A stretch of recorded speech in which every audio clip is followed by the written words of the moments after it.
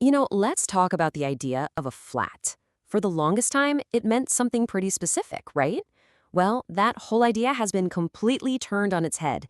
We're not just talking about a place to live anymore. We're talking about a whole new blueprint for how we experience our cities and even our own homes. So, let me ask you, when you hear the word flat, what's the first thing that pops into your head? Is it maybe a small, basic box, a little cramped maybe, just a temporary stop on the way to a real house? I think for a lot of us, that's been the perception. But that idea, it's quickly becoming a relic of the past. And this slide right here really gets to the heart of that massive shift. The old idea was just that, a basic box, a place for shelter, sure, but often it felt kind of confined and isolated. The new blueprint, though, is something else entirely. We're talking about a curated environment that's open, that's connected, and that's designed for a whole lifestyle. So let's dig into what that actually means. Okay, first things first, we've got to completely rethink what a flat even is. We're moving way beyond seeing it as just a simple unit and starting to understand it as a truly curated environment. So, what on earth is a curated environment? Well, think of it like this. It's a home that's been intentionally shaped to fit the way we actually live today. It's so much more than just walls and a roof. It's about smart, thoughtful design coming together with spaces that actually build a sense of community. It's about supporting not just what we need to do every day, but how we want to feel. All right, now let's step inside the home itself. This brings us to what I like to call the intelligent interior, which is all about how space and architecture are being completely reimagined from the inside out. The guiding principle here is so simple, but it's incredibly powerful. Doing more with less. Designers have figured out that every single square inch matters, and what that means is that spaces aren't static anymore. They're dynamic, they're multifunctional, and they're built to adapt to your needs, your habits, even your ambitions. And you can see this incredible adaptability in action all day long. Just picture it. One single room can totally transform. In the morning, it's your bright, productive workspace. By evening, it shifts into a cozy spot for dinner. And then at night, it becomes this calm, relaxing zone where you can just unwind. That's one space serving three totally different purposes. How cool is that? So the whole point is captured perfectly in this idea of architecture that connects, not confines. And you get there with things like big windows that flood the space with natural light, open layouts that just flow, and a design that feels welcoming and calm. It's really about respecting the human experience within the home. Okay, so we've looked inside the four walls. Now let's zoom out, because the modern experience is all about life in layers. It's about everything that happens beyond your front door.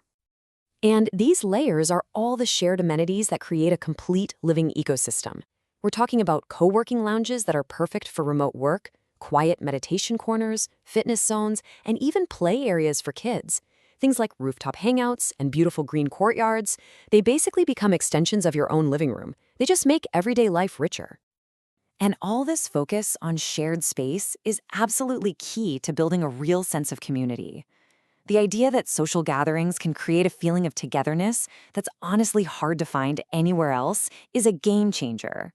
It's about hitting that perfect balance between your personal privacy and a real social connection, which is a huge challenge in modern city life. But what's holding all of this together? The stuff you don't always see. Let's talk about the unseen foundation. These invisible pillars of technology, sustainability, and security that make this whole new way of living possible. Technology in these modern flats is designed to be subtle and seamless. We're not talking about overwhelming you with a million gadgets. It's more about smart lighting that can adjust to your mood, digital locks that give you peace of mind, and super energy-efficient appliances that just work quietly in the background to make your life a little bit easier. And sustainability?